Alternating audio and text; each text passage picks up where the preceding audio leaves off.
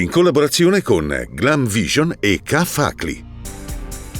2 pedoni travolti in pochi minuti in Trentino, una 24enne centrata da un'auto in piazza Mezzolombardo e una 67enne travolta mentre attraversa la strada a Sopramonte. Un'abitazione devastata dall'incendio in Val di Rabbi, ore di lavoro per i vigili del fuoco e autobotti in costante movimento per l'approvvigionamento d'acqua. Liste d'attesa troppo lunghe, infermiere sospeso dal servizio di elisoccorso perché non riesce a fare una visita di idoneità. Il sindacato: è inaccettabile. Grazie alle terapie il virus HIV è stato sconfitto. Ecco la testimonianza di un uomo sieropositivo. Devo la mia vita alla medicina. Centro Trilacum, là dove una volta si allenavano i ragazzi, ora pascolano le pecore.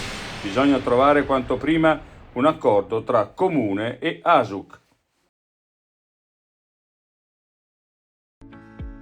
Sei un lavoratore autonomo o hai una piccola impresa? Scadenze fiscali, novità normative, fatture e versamenti. Sono molte le cose che possono farti girare la testa e perdere tempo. Non rischiare. K-Facli ti dà una mano ed è pronto a risolvere ogni tuo dubbio.